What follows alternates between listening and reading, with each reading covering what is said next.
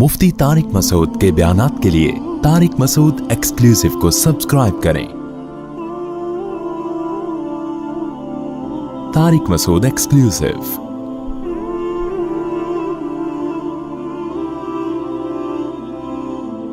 देखो, रसूलुल्लाह सल्लल्लाहु अलैहि वसल्लम ने जब मुशरिकीन मक्का को ये कहा कि आप सल्लल्लाहु अलैहि वसल्लम ने फरमाया कि अगर मैं ये कहूं कि देखो, अब आप ऐलान करने वाले हैं कि मैं नबी हूं, तो अपने बरहक होने की दलील पेश करेंगे ना।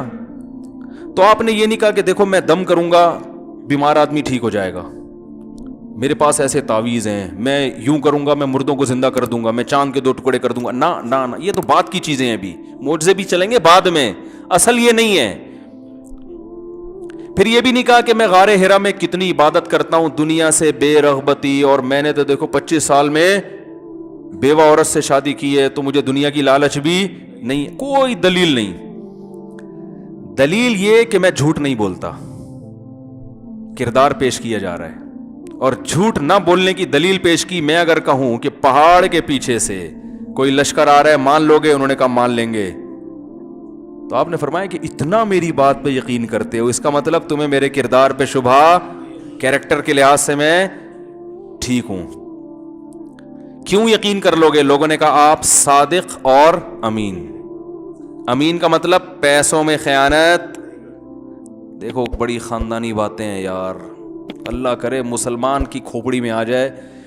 मुसलमान में ये 2 चीजें नहीं है, बाकी सब कुछ है। रोजे भी रखेगा, दाढ़ी भी रखेगा, हज भी करेगा, ज़कात भी देगा, 2 चीज़ों में 2 नंबरी है।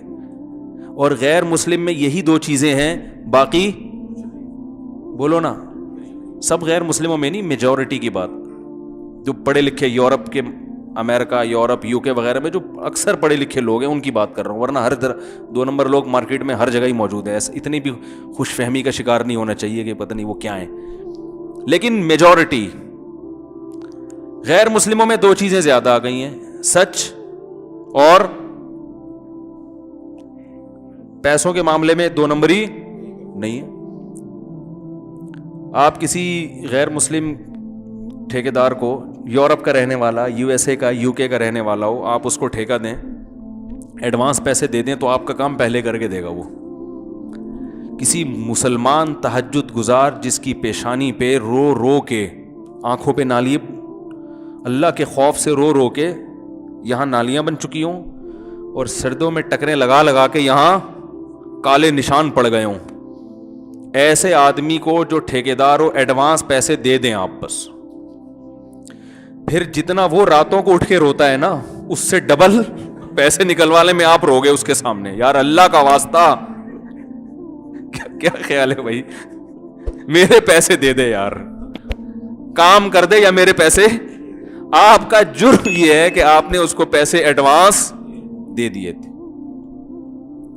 मेरा ख्याल है गलत तो नहीं कह रहा मैं। ऐसे ऐसे वाकयात है ना मेरे पास, मैं बताऊं आप हैरान हो जाओगे। तो जितना वो तहज्जुद में नहीं रोता, उससे ज्यादा वो आपको रुलाएगा अपने पैसे निकलवाने में। हमारे एक दोस्त हैं, सऊदी अरब से आए, यहाँ पे तजर्बा नहीं था, सारी जिंदगी सऊदीया में गुजरी। यहां उन्होंने होटल बनाना था, बड़े ताजिर थे, एडवांस पैसे दे दिए।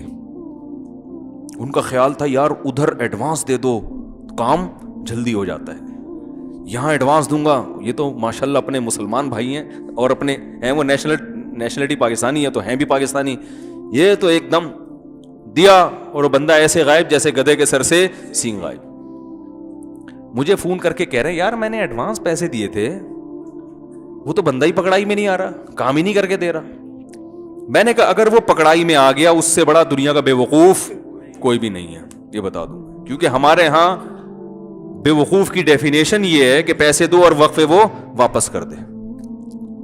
यहां की डिक्शनरी में जो हुकूमत पाकिस्तान की तरफ से जो डिक्शनरी शाये हुई है ना, उसमें बेवकूफ की डेफिनेशन यही लिखी हुई है कि जो वक्त पे पैसे वापस कर दे।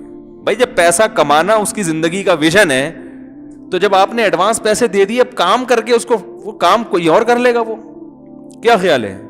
उसका मकसद ही पैसा था, तो वो तो पहले ही मिल गया, तो अब काम क्यों करवा रहे हो भाई उससे? तो تو میں نے ان سے کہا اب ہم پاکستان میں رہتے ہیں, اب ہم سے پہلے مشورہ تو لے لیتے. سارا ہر چھوٹی بڑی باتوں کا آپ مشورہ لیتے ہو, اتنی بڑی اماؤنٹ کسی کو دے رہے ہو, مشورہ نہیں لیا آپ نے. تو رسول اللہ صلی اللہ علیہ وسلم نے کیا فرمایا, لوگوں نے کیا کہا, آپ صادق ہیں اور امین. امانت کسے کہتے ہیں؟ لوگوں کے مال کا محافظ ہو. آنکھ بند کر کے کوئی آپ کے پاس 1 کروڑ روپے بھی رکھ دے نا, اسے یہ غم نہ ہو کہ یہ کھا جائے گا, یہ دائیں بائیں کر دے گا, اسے یہ غم نہ ہو. اسے پتا ہے کہ یہ اپنے پیسوں سے زیادہ میرے مال کی حفاظت کرے گا, یہ وصیت لکھ کے رکھے گا, فلاں کا پیسہ میرے پاس ہے, میں مر گیا تو اس تک کیسے پہنچائے جائیں. آج کل لوگوں کے پاس امانت رکھواؤ, قیمتی چیزیں ہوتی ہیں, وصیت ہی نہیں کرتے. بھائی آپ نے کیوں یہ فرض کر لیا کہ میں ہر وقت زندہ رہوں گا, کبھی بھی نہیں مر سکتا, یہ کیوں فرض کر لیا؟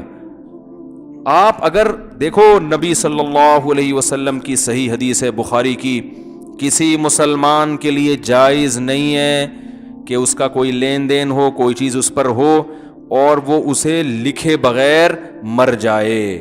3 دن تک اسے نہ لکھے, 3 دن تک مہلت دی ہے, 3 دن سے زیادہ گزر گئے نا اور لکھا نہیں ہے آپ نے, گناہگار ہو گئے آپ. سمجھ میں آ رہی ہے بات کہ نہیں آ رہی؟ آپ دیکھو میں بہت نالائق انسان ہوں, لیکن میں ایک چیز کا اہتمام کرتا ہوں کہ ابھی میں مر گیا تو میرا جو مالی لین دین ہے وہ میرے وارثوں کو اس میں کنفیوژن تو نہیں ہوگی کہ کس کے پیسے کہاں پڑے ہوئے ہیں, کس کو کتنے پیسے دینے, یہ والی رقم کس کی ہے, اس تھیلے میں رقم کس کی ہے, بینک میں فلاں رقم کس کی ہے, کوئی کنفیوژن تو نہیں ہوگی. اس کی میں نے پہلے سے اتنی الحمدللہ تیاری کر کے رکھی ہے, ہر وقت اپڈیٹ کرتا رہتا ہوں.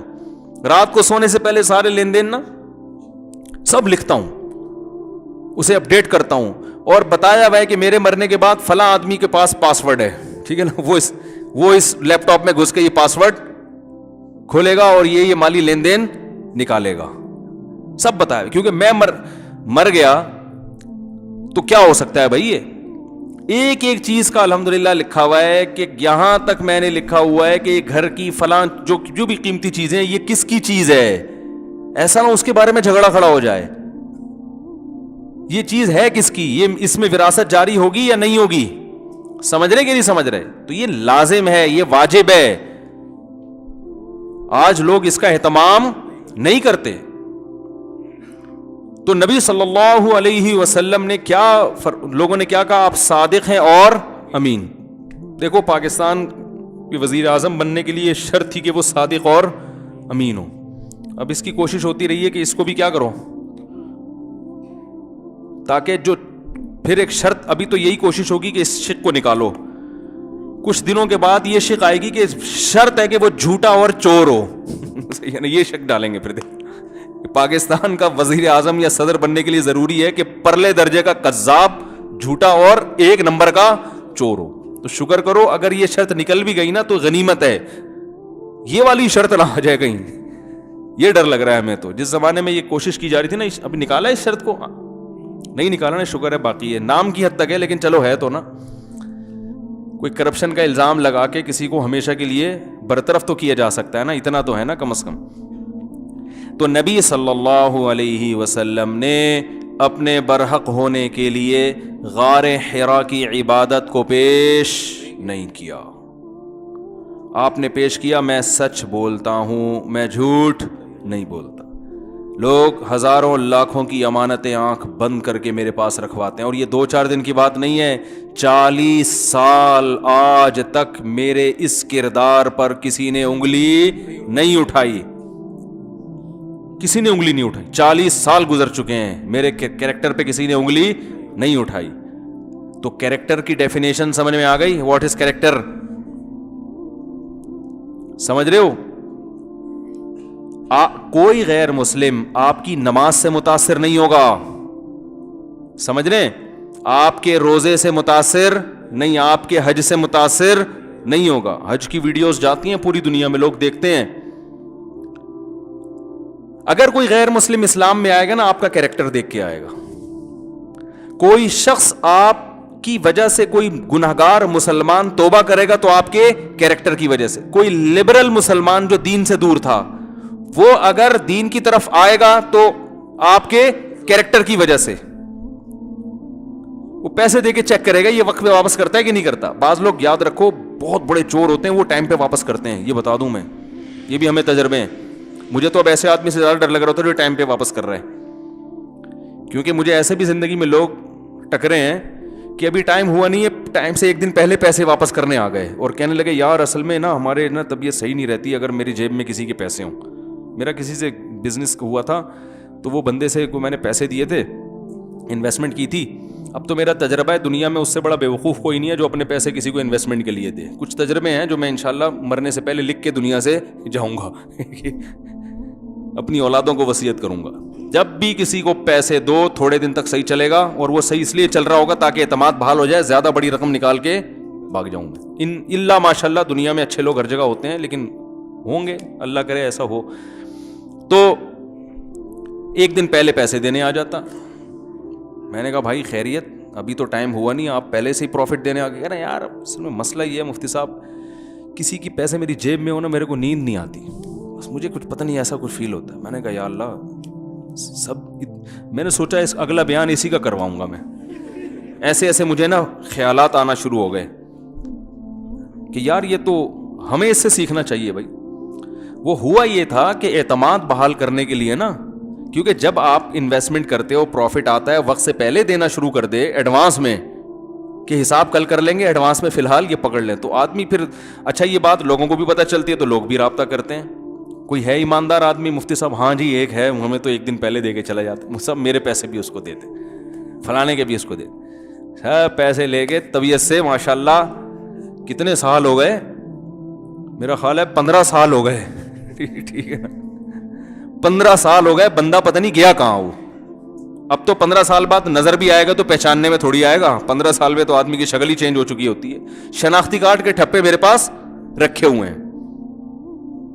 اب ان ٹھپوں سے ہوگا کیا, وہ جو اسٹیمپ پیپر پہ نا انگوٹھے بھی لگے ہوئے, وہ کس کے پاس انگوٹھا لے کے جائیں. وہ بزبان حال مجھے کہہ رہے ہیں جب میں اسے ٹھپے لگواتا ہے نا اسٹیمپ پیپر پہ کہ شریعت نے لکھنے کا حکم دیا ہے, تو مجھے بزبان حال کہتا ہوگا انہی ٹھپوں سے پیسے نکلوانا ٹھیک ہے نا. یا تو انگوٹھا دے کے جاتا ہے نا پورا, تو شاید آ جاتا یار میرا ایک انگوٹھا رہ گیا ہے, ٹھپے میں کیا رکھا ہے بھائی بتاؤ نا. لوگ کہتے ہیں ہم نے نا پیسے دے کے اسٹیمپ پیپر پہ ٹھپا لگوایا ہے. او بھائی کچھ بھی نہیں ہو سکتا ٹھپوں سے, زیادہ زیادہ ایف آئی آر کٹوا سکتے ہو کہ بھائی یہ اسی کا ہے, تو ایف آئی آر سے کیا ہوگا, اس کے خلاف کیس ہوگا تو پکڑائی میں نہیں آئے گا, پکڑائی میں آ گیا تو عدالت میں جا کے کہہ دے گا نہیں ہے. عدالت گھر جا کے تھوڑی پوچھے گی کہ ہے کہ نہیں ہے, عدالت کہے گی بھائی نہیں ہے تو کہاں سے دو گے بھائی, چل نکل. وہ اور تحفظ دے دے گی عدالت اس کو, بولے اب اس کو چھیڑنے کی کوشش کی نا اچھا نہیں ہوگا بتا رہے ہیں. پھر وہ آپ کے سامنے دندناتا ہوا گھومے گا, بولے اب تو نکلوا کے دکھا. اب اگر اس کو کچھ ہو گیا تو آپ کو خطرہ یہ ہے کہ آپ پہ بلی آ سکتی ہے کہ اس نے مارا ہے. اب آپ اس کی حفاظت کی دعا مانگو گے, اے اللہ اس کو زندہ سلامت رکھنا, اس کو ڈینگی سے بھی نہ مارنا. صحیح ہے.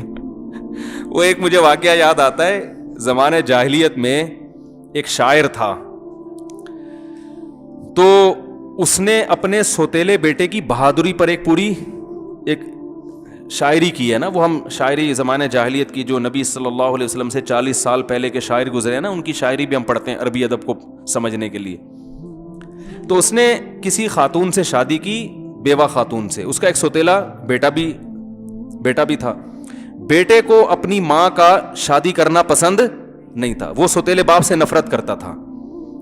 تو سوتیلے باپ نے ایک دن پروگرام بنایا. وہ سوتیلا باپ شاعری میں یہ ساری باتیں کہہ رہا ہے کہ میں نے پلان بنایا کہ میں جنگل میں لے جا کے کسی بہانے اس کو قتل کر دیتا ہوں, جان چھوٹے یہ کباب میں ہڈی بنا ہوا ہے. تو وہ تفریح کے لیے نا اس اپنے سوتیلے بیٹے کے ساتھ, جوان لڑکا تھا وہ, اس کے ساتھ جنگل میں نکل گیا, تفریح کی, یہ وہ گھوم رہے پھر رہے. تو کہہ رہے میں نے پلان بنایا کہ جب یہ رات کو سونے کے لیے لیٹے گا, گہری نیند جب سوئے گا نا, تو میں تلوار سے اس کا کام تمام کر دوں گا. تو کہہ رہا ہے کہ جب یہ لیٹا ہے نا سونے کے لیے, تو میں جیسے ہی قریب گیا مجھے لگا کہ یہ خراٹے آ رہے ہیں, تو اتنے میں ایک معمولی سا کوئی پتا آ کے اس کے اوپر گرا. یہ ہاں مجھے یاد آیا کہ میں نے اس پہ نا ایک کنکر مار کے دیکھا, چھوٹا سا, کیسا تو نہیں ہوش میں ہو, کنکر مار کے دیکھا تو ایک دم اٹھ کے بیٹھ گیا. اس زمانے میں لڑائیاں بہت ہوتی تھی نا, تو یہ بہادری کی علامت تھی کہ دشمن سے ہر وقت ہوشیار رہنا, کہہ رہے ایک دم اٹھ کے بیٹھ گیا, کہہ رہے کیا مسئلہ ہے, کیا ہوا؟ تو میں نے کہا کچھ بھی نہیں, وہ کہیں سے کنکر آ کے گرا ہے. اچھا ٹھیک ہے. کہہ رہے پھر دوبارہ لیٹ گیا. اب یہ بیدار ہونا نا اس زمانے میں بہادری سمجھا جاتا تھا. ایسے نہیں سو رہے ہیں کہ ایک ٹانگ ادھر جا رہی ہے, ایک ٹانگ ادھر جا رہی ہے, پڑے ہوئے خراٹے لے رہے ہیں, جو مرضی جو کچھ بھی کر کے چلا جائے. ایسا نہیں ہوتا تھا. یہ بہادری کی علامت سمجھی جاتی ہے. بھائی سوتے ہوئے بھی ہوشیار ہو کے سوتے ہیں, تو یہ بہادر آدمی کی علامت ہے. تو پھر وہ سو گیا. پھر کہہ رہے میں نے ایک کنکر مار کے دیکھا, پھر اٹھ کے بیٹھ گیا. کیا مسئلہ ہے؟ کہہ رہے میں تو ایک اس کی بہادری پہ اور اس کی بیداری پہ حیران بھی ہوا کہ یار یہ تو سوتے ہوئے بھی اتنا ایکٹیو ہوتا ہے. کہہ رہا مسئلہ کیا ہے؟ میں نے کہا وہ بعض لوگوں کی نا قوت ارادی بہت تیز ہوتی ہے. وہ آپ نے دیکھا ہوگا کچھ لوگ ارادہ کر کے سوتے ہیں 4 بجے اٹھنا ہے, تو ایگزیکٹ 4 بجے ان کی آنکھ کھل جاتی ہے. یہ قوت ارادی ہے. تو بعض لوگ ایسے ارادہ کر کے کہ اگر کوئی بھی خطرہ ہوا تو ہم اٹھ جائیں گے, یہ ہوتا ہے. یہ تو کہہ رہے میں نے ایک اور کنکر مارا, پھر ایک دم اٹھ کے بیٹھ گیا. کہہ رہے 2-3 دفعہ جب ایسے ہوا نا تو اٹھ کے بیٹھ کے اس نے کہا کہ اب اگر میرے اوپر کنکر گرا نا تو میں تجھے مار دوں گا جان سے. کیونکہ اس کو شبہ ہو گیا تھا کہ یہ گڑبڑ, دشمنیاں تو تھیں, شبہ تو تھا کہ یہ مجھے کہیں قتل نہ کر دے. سوتیلا باپ ہے اور یہ جو ہے نا مجھے کباب میں ہڈی سمجھتا ہے تو قتل نہ کر دے. تو اس کو شبہ تو تھا. کہہ رہا ہے اب اگر کوئی کنکر میرے اوپر آ کے گرا تو میں تجھے مار دوں گا. تو وہ شاعر شاعری میں کہتا ہے کہ میں ساری رات حفاظت کرتا رہا ہوں کہیں سے کوئی کنکر اس کے اوپر آ کے نہ گر جائے. ساری رات میں اس حفاظت میں رہا ہوں کہ بھائی کوئی چیز نہ گر جائے, میری خیر نہیں ہے. پھر تو یہاں بھی ایسا ہی ہے کہ آپ کسی کے خلاف FIR کٹوا دو تو اب آپ اس کی حفاظت حکومت سے اور اس کے ماں باپ سے زیادہ کرو گے, یار اس کو کچھ ہو نہ جائے. تو اس لیے پیسے ویسے کوئی نہیں نکلوا سکتا, یہ خوب ذہن میں رکھیں. آپ بدماش کسی نے رکھے ہوئے ہوں تو ایک الگ بات ہے, لیکن وہ بدماش اپنا کمیشن اتنا لے لیتے ہیں, پھر ان کا کیا بھروسہ وہ جس نے پیسے کھائے وہ آپ سے بھی زیادہ کمیشن ان کو دے دیں, تو الٹا آپ سے اور پیسے نکلوا لیں گے. اس لیے بہتر یہی ہے جو آپ کی جیب میں ہے وہ صرف کس کے ہیں, آپ کے ہیں. تو خیر, تو یہ ہمارے مسلمانوں کے حالات ہیں, اکثر کے, میجورٹی کے حالات ہیں. لالچ, کنجوسی پیسوں کے معاملے میں, صداقت نہیں ہے, اور سخاوت بہت ہے. 2 نمبری سے پیسہ کما کے غریبوں کو دبا کے کھلا رہے ہیں, حج تسلی سے کر رہے ہیں, عمرے ہر سال ہو رہے ہیں, لیکن کسی کا پیسہ دبایا ہوا ہے, ادھر اس کا پیسہ دبایا ہوا ہے. اس نے پیسے دیے تھے بزنس کے لیے, انہوں نے عمرے پہ چلے گئے اس سے. عجیب قسم کی کنفیوژن ہے جو سمجھ سے بالا تر ہے. بھائی جب تو کسی کے پیسے تو نے کھائے ہوئے ہیں تو لوگوں کو کیوں کھلا رہا ہے؟ ان پیسوں سے غریبوں کو کیوں کھلا رہا ہے, یتیموں کو کیوں کھلا رہا ہے؟ پہلے تو جس کا حق ہے اس کا حق ادا کرنا, اس کے بعد آگے معاملات آئیں گے. تو دیکھو رسول اللہ صلی اللہ علیہ وسلم نے کیا پیش کیا, اپنی سچائی اور اپنی امانت. قرآن سے بھی ہمیں یہ پتا چلتا ہے کہ کیریکٹر یعنی آدمی جو لوگوں پر اثر ڈالے گا نا, اس کا اثر لوگوں پر ہوگا. لوگ اس کی بات سنیں گے, اس جیسا بننے کی کوشش کریں گے, اس کی پھر ہر بات مانیں گے. تو اس آدمی میں 2 کوالٹی ہوں, سچا اور امانت دار.